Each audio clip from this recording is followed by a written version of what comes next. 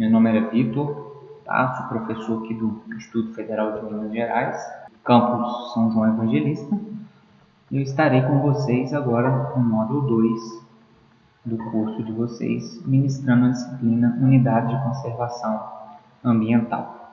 A disciplina consta de uma carga horária de 30 horas, então nós teremos 3 videoaulas de cerca de 15 a 20 minutos cada uma, no qual nós vamos discutir um pouquinho sobre unidade de conservação ambiental. Então, nessa primeira aula, o objetivo dela central é entender, é compreender o histórico da criação das unidades de conservação, as famosas UCs. Tá? Posteriormente, nós vamos entender o que é o Sistema Nacional de Unidade de Conservação e quais são os seus objetivos. Então, quando surgiu as unidades de conservação, por que surgiram, para que surgiram e como funcionam desde a sua implantação até a sua gestão, que é a base da nossa aula 1. Então, a criação das unidades de conservação é fundamentada lá na nossa Constituição de 1988. Então, a partir desse momento, nós temos o que a gente chama de marco legal da criação das unidades de conservação. Então, no artigo 225 da nossa Constituição, ele vem afirmando que todos têm direito ao meio ambiente ecologicamente equilibrado, bem de uso comum do povo e essencial à sadia qualidade de vida, impondo-se, esse ponto é importante, ao poder público e à coletividade o dever de defendê-lo e preservá-lo para as presentes e futuras gerações. Ou seja, o papel da criação e conservação dessas unidades, desse meio ambiente, é tanto do poder público quanto da sociedade civil, da coletividade. Então, os dois extremos, tá, têm essa função de preservação também. Não só um lado, não só o outro. Tá? É a fusão desses dois poderes, digamos assim. Ainda no artigo 225, o parágrafo 1º, no inciso 3º, define em todas as unidades da Federação espaços territoriais e seus componentes a serem especialmente protegidos, onde a alteração e a supressão só é permitida através de lei.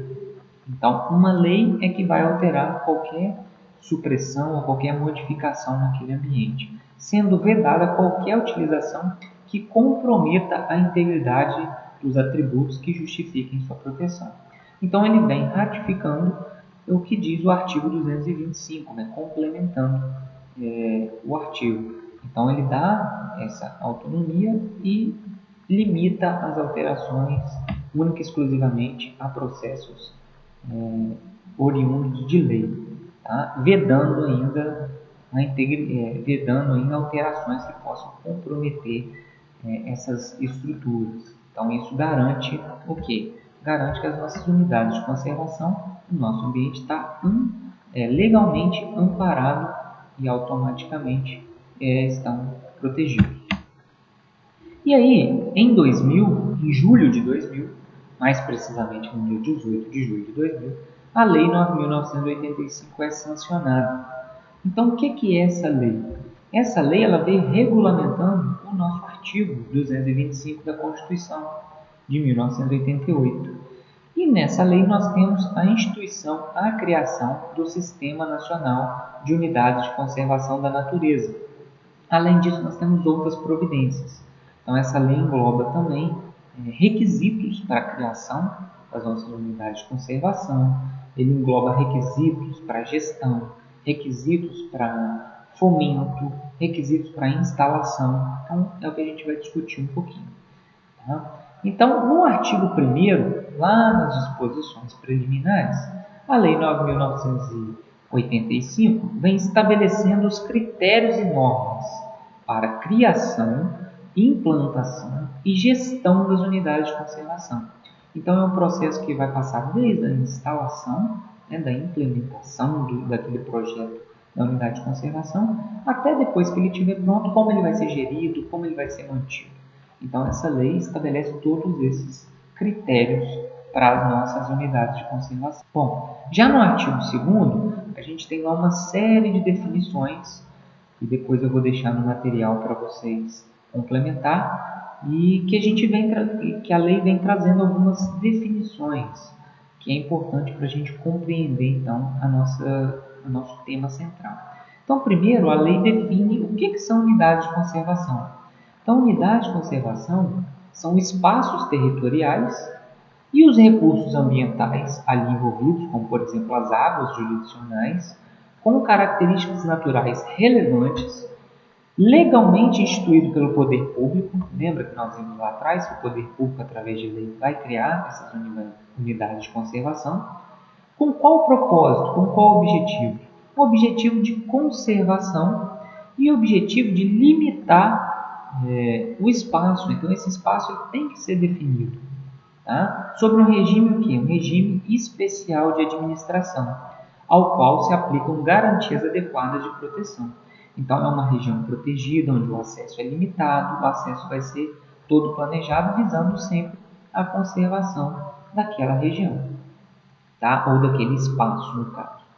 Lá no inciso 8º, vem a definição de manejo, que é importante para a gente, como a gente vai manejar essas áreas. Então, manejo é todo e qualquer procedimento que vise o quê? Assegurar a conservação da diversidade biológica e dos ecossistemas. Então, o manejo ele vai garantir que eu tenha medidas que vão sustentar essa conservação. Lá no inciso 16, a gente tem a definição da lei do que é o zoneamento. Então, o zoneamento são setores ou zonas, como o próprio nome já diz, em uma unidade de conservação, obviamente, com o objetivo de quê? Esse zoneamento ele tem um objetivo de manejo e norma específica. Para quê?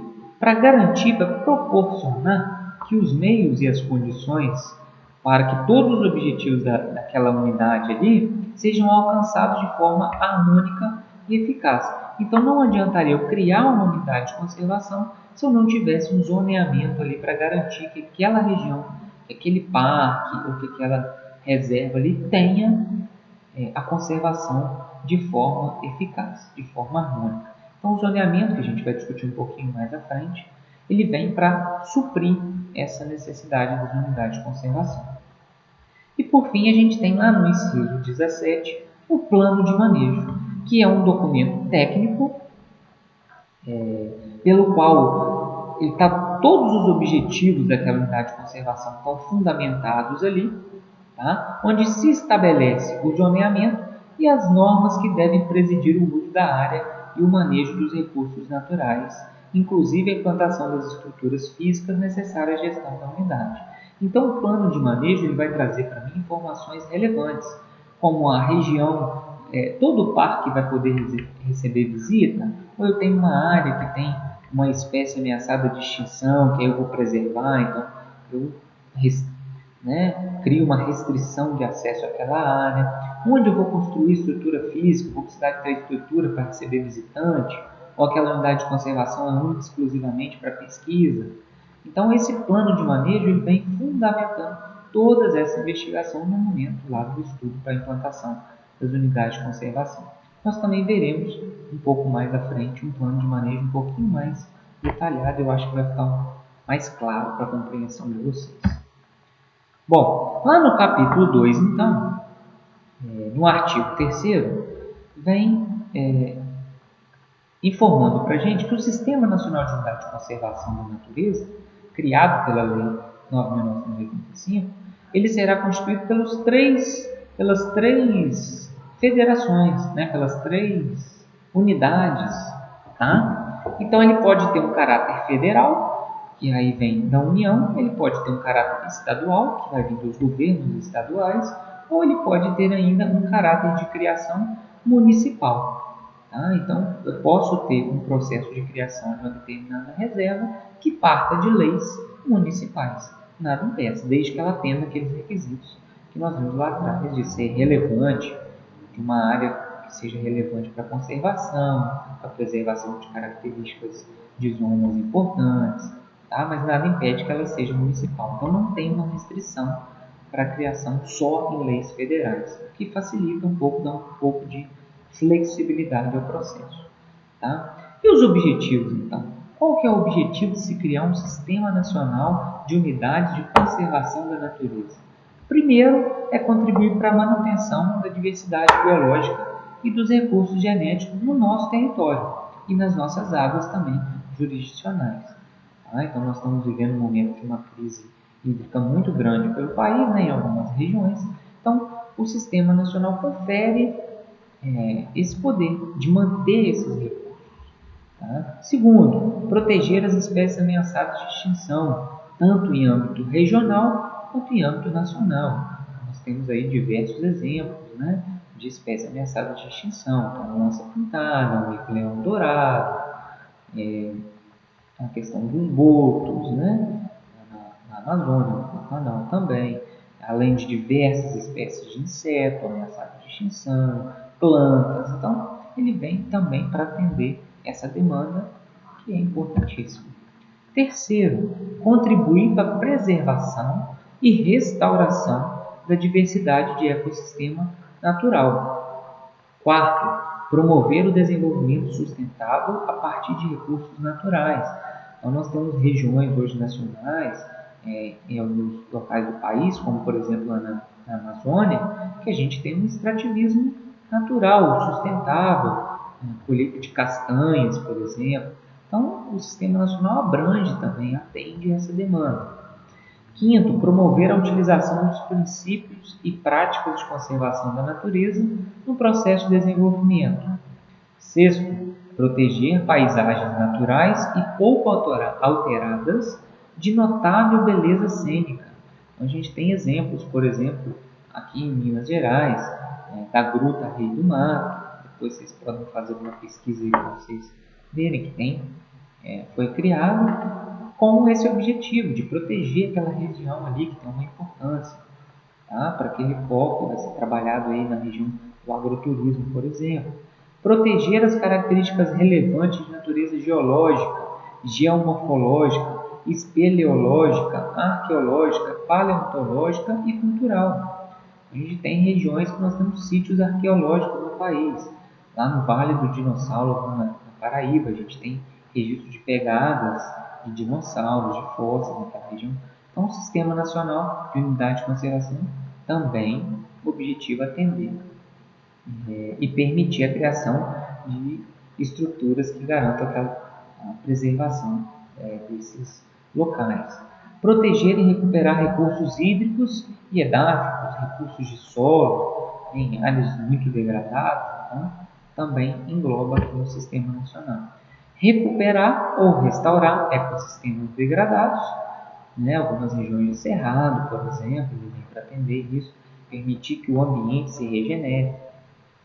Proporcionar meios e incentivos para atividades de pesquisa científica, estudos e monitoramento ambiental. Então, às vezes eu tenho uma região ali que é importante cientificamente para a formação de conhecimento, então eu posso solicitar a criação de uma unidade de conservação nesse ponto, para trabalho de conscientização ambiental, isso tudo é importante. Valorizar econômica e socialmente a diversidade biológica. Então, nós vivemos num país que nós temos uma diversidade tanto de fauna quanto flora muito grande. Então, nós temos características sociais diferentes de cada região. Então, a gente tem essa pré-determinação na lei que sustenta a criação desses recursos. Favorecer condições e promover a educação e interpretação ambiental e recreação com contato com a natureza e o turismo ecológico. Então, não tem forma melhor do que mudar a conscientização de uma determinada população, de um determinado estado, país, município, que seja, se não pelo trabalho com conscientização, tá? Com educação. Então, nessa parte ambiental, isso é importantíssimo. Então, a gente tem estruturas que vão trabalhar exclusivamente com a conscientização ambiental, ou com a recreação, ou com o turismo ecológico. Então, a gente tem exemplos clássicos no Brasil hoje, bonito, lá no Mato Grosso, do Sul, né? Um grande centro, né, de visitação turística, explorando justamente esse lado da natureza. Então, essas unidades naquelas regiões lá estão protegidas, fomentadas na sua lei, mas que podem receber esses turistas.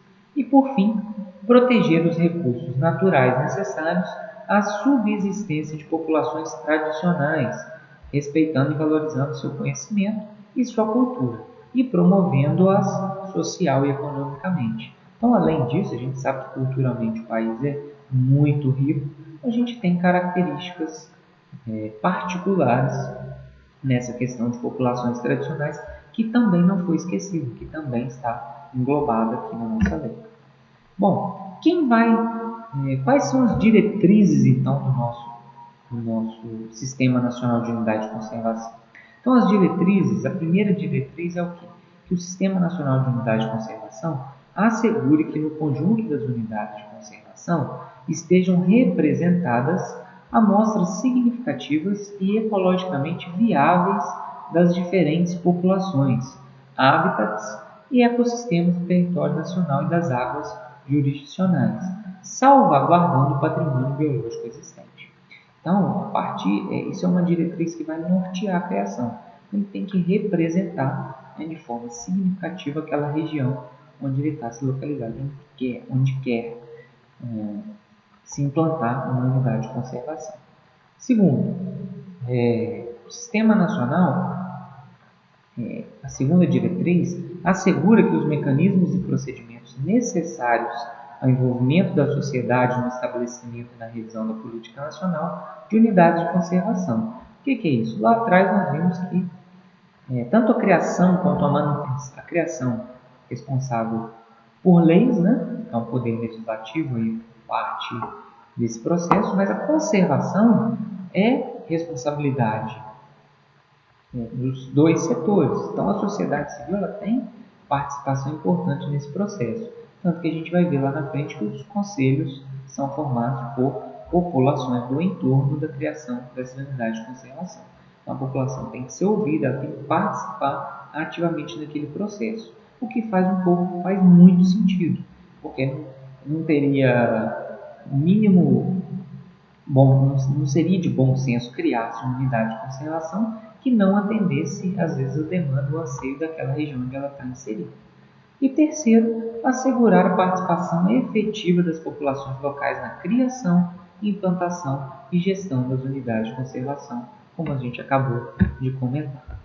Bom, e quem vai gerir, então, esse sistema? O sistema ele é formado por um órgão consultivo e deliberativo, que é o Conselho Nacional do Meio Ambiente, o CONAMA, com a atribuição de quê? De acompanhar a implementação do sistema. Já o órgão que vai coordenar esse sistema nacional é o Ministério do Meio Ambiente. E quem vai executar é o Instituto Brasileiro do Meio Ambiente e dos Recursos Naturais Renováveis, o IBAMA. Os órgãos estaduais e os órgãos municipais também têm essa função de implementar o Sistema Nacional de Unidade de Conservação. Além disso, eles são encarregados de subsidiar as propostas de criação.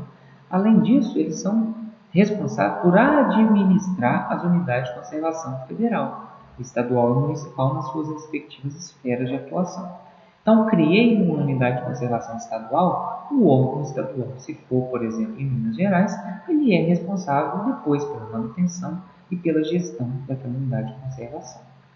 Por fim, no parágrafo 1, visando a integração do Sistema Nacional de Unidade de Conservação, excepcionalmente e a critério do CONAMA, que é o Conselho Nacional do Meio Ambiente, as unidades de conservação estaduais e municipais que, concebidas para atender à peculiaridade ou à particularidade regional ou local, possuam objetivos de manejo que não possam ser satisfatoriamente atendidos por nenhuma categoria prevista nessa lei e cuja característica permita, em relação a esta, uma clara distinção. Então, se tiver uma situação que a lei não engloba, ela também dá flexibilidade para que ela seja atendida pelos órgãos estaduais e municipais responsáveis. Bom, então nessa primeira aula o objetivo era apresentar para vocês o nosso histórico da criação das unidades de conservação, tá? Que, recapitulando, foi baseado lá na nossa Constituição de 88, e o que são essas unidades de conservação, como elas são integradas, quais são os seus objetivos. Já na próxima aula, nós vamos estudar as categorias de unidade de conservação e como elas devem ser implantadas. Certo? Um abraço, bons estudos.